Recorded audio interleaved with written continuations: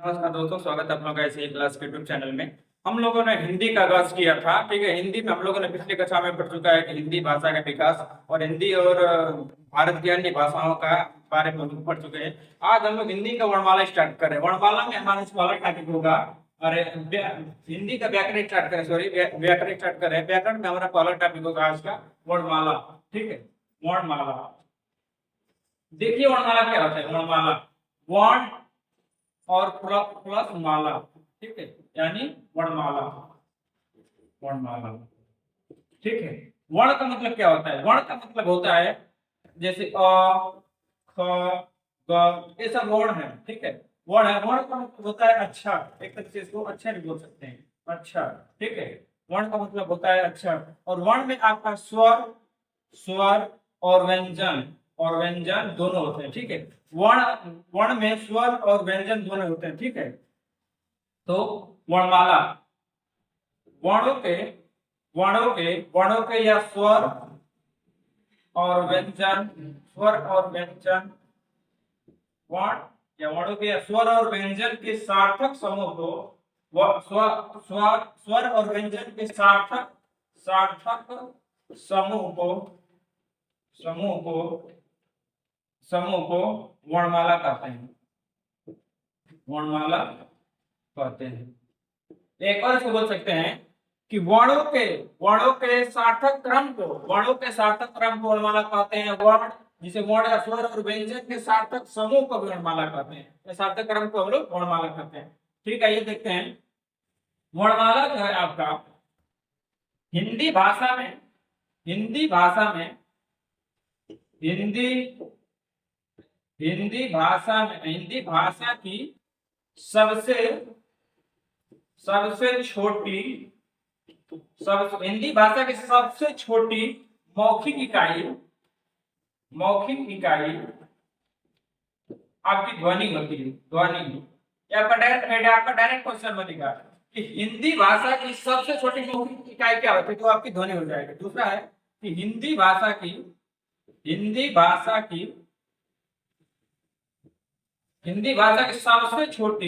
सबसे छोटी लिखित इकाई आपका वर्ण होता है। ठीक है, ये दो क्वेश्चन आपका डायरेक्ट बन सकता है।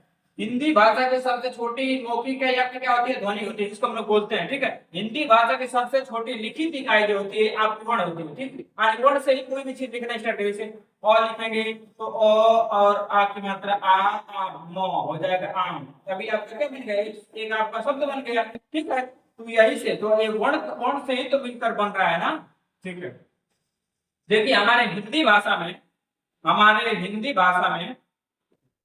भाषा में कुल 52 वर्ण होते हैं। वर्ण, जहां पे वर्ण और अक्षर की बात हो, ठीक, अक्षर की बात हो, तो आप समझिए कि दोनों को बोल रहा है। यानी इसमें स्वर भी है और आपका व्यंजन भी है। ठीक है, सेपरेट नहीं बोल रहा। ठीक, और उच्चारण के आधार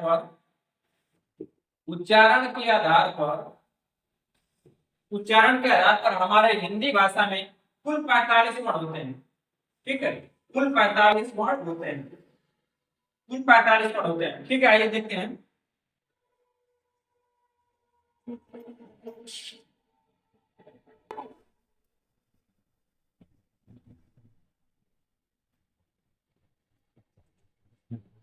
वर्णमाला, देखिए वर्णमाला का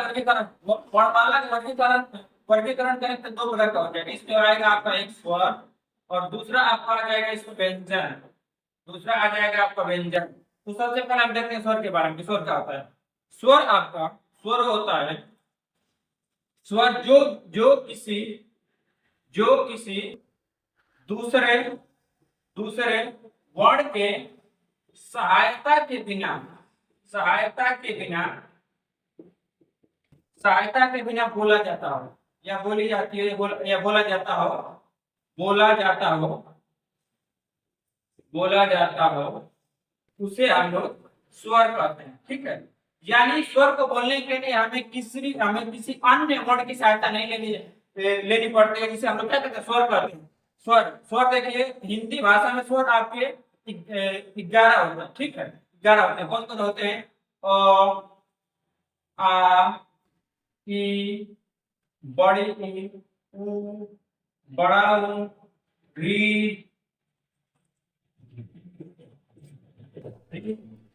ए, आई, ओ, औ, ठीक है। और एक होता है अं, और एक होता है अ, ठीक है। ये हो गए एक, एक, दो, तीन, चार, पाँच, छह, सात, आठ, नौ, 10, 11। ये हो गए आपके 10, 11 हो गए। लेकिन उच्चारण के आधार पर केवल 10 ही हो गए। यानी हम लोग इसमें से री को हटा देते हैं। जो आपकी री मात्रा है इसको हम लोग क्या करते हैं, उच्चारण में हटा देते हैं, क्योंकि इसको हम लोग क्या करते हैं, आगे से भी होता है ना। री जो है आपका संस्कृत संस्कृत भाषा का संस्कृत भाषा का शब्द है। री संस्कृत में इसका प्रयोग ज्यादा किया जाता है। और री हम लोग री का ज्यादातर उपयोग हम लोग तत्सम में करते हैं। तत्सम में हम लोग री का उपयोग ज्यादा करते हैं, इसका तत्सम में ज्यादा उपयोग करते हैं, ठीक है। तो स्वर हमारे उच्चारण के आधार पर तो 10 होते हैं, लेकिन इस तरह हमारे स्वर कितने होते हैं, 11 होते हैं। और ये दो यहाँ पर होते हैं हम लोग अयुग्म, अयुग्म, इसे हम लोग बोलते हैं विसर्ग, और को हम लोग क्या बोलते हैं, अनुस्वार। इसको हम लोग क्या बोलते हैं, अनुस्वार, ठीक है। ये तो हो गया। अब आइए देखते हैं स्वरों का वर्गीकरण।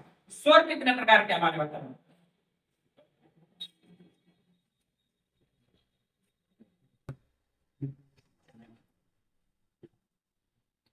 स्वरों का वर्गीकरण, स्वरों का वर्गीकरण। स्वर तो हमारे कई प्रकार का होते हैं। देखिए पहला हम लोग देखते हैं जिसको हम बोलते हैं मूल स्वर। मूल स्वर का मतलब क्या होता है, मूल स्वर वो स्वर होते हैं जो बिल्कुल स्वतंत्र होते हैं, बिना किसी के सहायता से वो स्वर बोले जाते हैं, जिसे हम लोग मूल स्वर कहते हैं। जैसे आपका हो गया चार अक्षर का हो गया अ, ई, उ और री, ठीक है। ये मूल स्वर होते हैं, एक बिना किसी एक दूसरे स्वर के सहायता से बोले जाते हैं, ये आपके मूल स्वर हो गए, ठीक है। और दूसरा होता है आप लोगों का संधि स्वर। संधि स्वर, संधि स्वर क्या होता है आपका, दो प्रकार का होता है संधि स्वर। संधि स्वर वो स्वर होता है, सॉरी संधि स्वर वो स्वर होता है जो किसी दूसरे या वे स्वर जो स्वरों के या दो स्वरों के सहायता से बनता है, जिसे हम लोग क्या बोलते हैं, संधि स्वर कहते हैं। दो स्वरों के स्वरों के मेल से जो स्वर बनता है, जो स्वर बनता है उसे हम लोग उसे संधि स्वर कहते हैं, संधि स्वर कहते हैं, ठीक है। पहला आपका हो गया सजाती स्वर, सजाती स्वर, ठीक है। सजाती स्वर वो स्वर होते हैं जो एक ही जाति के स्वर से मिलकर बने होते हैं, उसे हम लोग सजाती स्वर कहते हैं। सजाती स्वर हमारे चार होती, सॉरी तीन होते हैं सजाती स्वर। देखिए कौन होते हैं, आपका हो गया आ, बड़ी ई और आपका बना हुआ है अ और प्लस अ और आ मिल जाएंगे, क्या बन जाएगा, आ बन जाएगा। इनके इसी तरह छोटी ई और छोटी मिल जाएगी, क्या हो जाएगा, बड़ी ई बन जाएगी। वो आपका इसी तरह ऊ, छोटी ऊ और बड़ी छोटी ऊ और दो छोटी ऊ मिल जाएगी, तो आपका बड़ी ऊ बन जाएगी। ये होता है आपका सजाती स्वर, ठीक है। तो अगला हम लोग देखते हैं, अगला हम लोग देखते हैं विजाती स्वर। विजाती स्वर वो स्वर होते हैं जो एक ही जाति के स्वर से नहीं बने, अलग अलग जाति के स्वर से बने होते हैं, जिसे हम लोग बोलते हैं द्विजाति स्वर। द्विजाति स्वर, ठीक है। द्विजाति स्वर वो स्वर होते हैं जो अलग अलग के जाति से अलग अलग जाति के स्वरों से मिलकर बने होते हैं, उसे हम लोग द्विजाति स्वर कहते हैं। आइए देखते हैं, द्विजाति स्वर आपके चार द्विजाति स्वर होते हैं, ठीक है। जैसे और प्लस ई से और प्लस, देखिए अलग जाति का है और अलग जाति है। और ए मिल जाएगा तो आपको क्या बन जाएगा, ए बन जाएगा। और ए और अ मिल जाएगा तो आपको क्या बन जाएगा, ए बन जाएगा, ए और ए बन जाएगा। इसी तरह अ और उ मिल जाएगा तो आपको क्या बन जाएगा, ओ बन जाएगा, ओ, ठीक है। इसी तरह का पे ओ, इसी तरह आपके ओ और अ मिल जाएगा तो क्या बन जाएगा, ओ बन जाएगा, ओ, यही होते हैं आपके विजातीय स्वर, यही होते हैं आपके चार विजातीय स्वर जो अलग अलग जाति के स्वरों से मिलकर बने होते हैं, उसे हम लोग क्या कहते हैं, विजातीय स्वर कहते हैं। ठीक है, आइए देखते हैं आगे।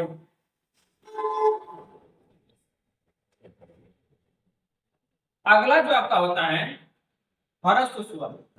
ह्रस्व ह्रस्व स्वर होता है। ह्रस्व स्वर वो स्वर होता है जिस स्वर को बोलने में हमारे मुख से या उसको बोलने में कम समय लगता है। ह्रस्व स्वर को बोलने में कम समय लगता है, जिस स्वर को बोलने में कम समय लगता है उसे हम लोग ह्रस्व स्वर कहते हैं।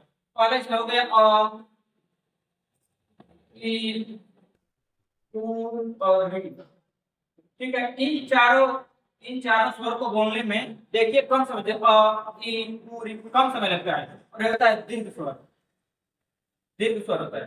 दीर्घ स्वर स्वर होता है जो इन ह्रस्व स्वर के मुकाबले दीर्घ स्वर में थोड़ा ज्यादा समय लगता है इनको बोलने में, भी होता है आपका दीर्घ स्वर। जैसे हो गया आ, बड़ी ई, बड़ा ऊ, ए, ऐ, ओ, औ। इन सब वर्णों को बोलने में ह्रस्व स्वर से थोड़ा अधिक समय लगता है, इसलिए हम क्या बोलते हैं, उसको दीर्घ स्वर बोलते हैं। एक और होता है आपका, एक और होता है आपका प्लुत स्वर होता है। एक होता है प्लुत स्वर होता है, प्लुत स्वर होता है। प्लुत स्वर क्या स्वर होता है, वे स्वर जो ह्रस्व दीर्घ से ज्यादा समय लेते हैं इसे हम लोग प्लुत स्वर कहते हैं। जैसे आपका ओम, ओम, राम, राम। ये सब क्या है, ये इन दोनों के मुकाबले इनमें थोड़ा और अधिक समय लग रहा है। इन सब का उपयोग हम लोग संस्कृत में करते हैं, संस्कृत में इसका उपयोग होता है, संस्कृत भाषा में इसका प्लुत स्वर का ज्यादा उपयोग होता है। ठीक है, ये देखते हैं आगे इसी अगली कड़ी में।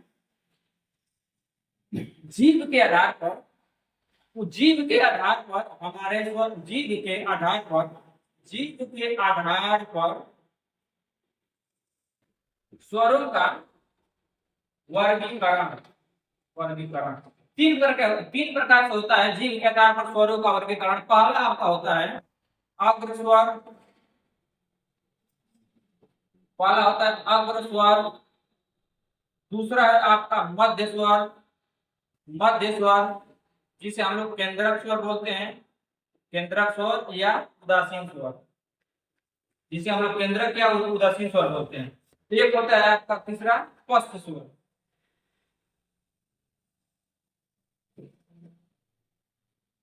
स्पष्ट स्वर होता है। ठीक है, आइए देखते हैं अग्र स्वर। अग्र स्वर वो स्वर होता है जिसको बोलने में हमारे जीभ का जब अगला हिस्सा है, अगला हिस्से को कार्यरत हो, उसको हम लोग बोलते हैं अग्र स्वर। जैसे आपका हो जाएगा ई, ई, ओ, औ। सॉरी सॉरी,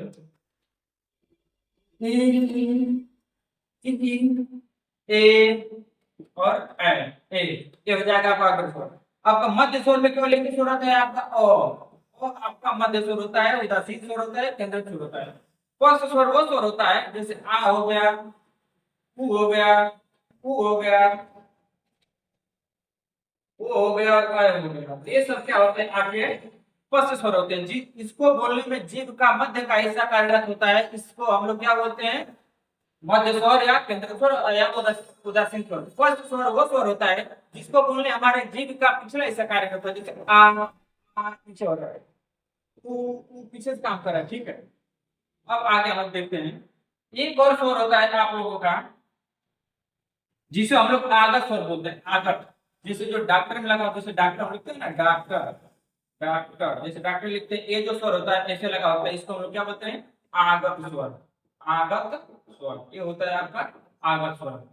ठीक है, आइए देखते हैं मात्रा के आधार पर, मात्रा के आधार पर स्वरों का वर्गीकरण। मात्रा के आधार पर, मात्रा के आधार पर स्वरों का वर्गीकरण। ठीक है, मात्रा का तो पहला होता है आपका ह्रस्व स्वर, ह्रस्व स्वर। दूसरा होता है आपका दीर्घ स्वर। जब हम लोग छंद पढ़ेंगे तो इन सब का उपयोग ज्यादा होता है। दीर्घ स्वर को हम लोग क्या बोलते हैं, गुरु स्वर, गुरु स्वर। ठीक है, इसमें ह्रस्व स्वर में आपका आ जाएगा अ, ई, उ और री। ये आपका क्या होता है हरा शब्द, इसको हम लोग कैसे प्रदर्शित करते हैं, जब हम लोग छंद पढ़ेंगे तब इसका उपयोग हम लोग ज्यादातर करेंगे। और गुरु स्वर, दीर्घ स्वर जिसको हम लोग गुरु स्वर कहते हैं, इसका आ जाएगा आ, बड़ी ई, बड़ा हूं, ए, ऐ, ओ, औ। इसको हम लोग इस यस के टाइप के इसको हम लोग प्रदर्शित करते हैं। ठीक है, आइए देखते हैं अगली कड़ी में हम लोग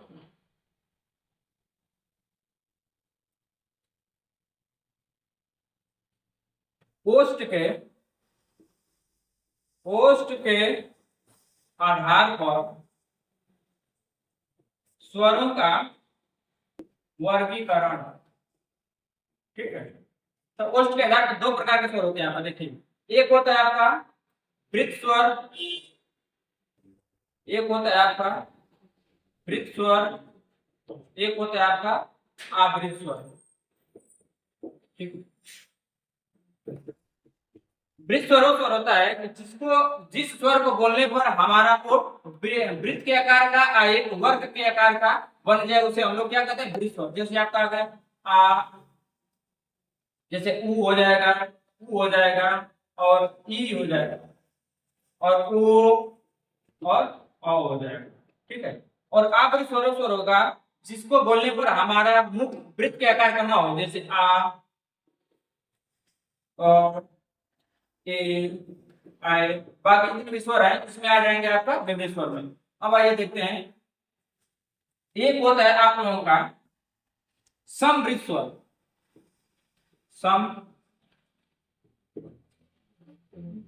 समवृत्त स्वर वो स्वर होता है, देखिए समवृत्त स्वर चार प्रकार के स्वर होते हैं, जैसे ई हो गया, बड़ी हो गया, ऊ हो गया, बड़ा हो गया, ये आपको क्या होता है, समवृत्त स्वर। एक होता है आपका अर्ध समवृत्त स्वर, अर्ध सम अर्ध समवृत्त स्वर। अर्ध समवृत्त स्वर आपका हो जाएगा आ, ओ और ए, आपका ये हो जाएंगे दो आपका अर्ध समवृत्त स्वर। एक होता है विवृत्त स्वर, विवृत्त स्वर। विवृत्त स्वर आपका एक ही होता है आ आपका विवृत्त स्वर होता है। ठीक है, अगला होता है अर्ध विवृत्त स्वर, अर्ध विवृत्त स्वर। अर्ध विवृत्त स्वर आपका होता है जैसे अ हो गया, ए हो गया और अ हो गया, ये तीन आपके ए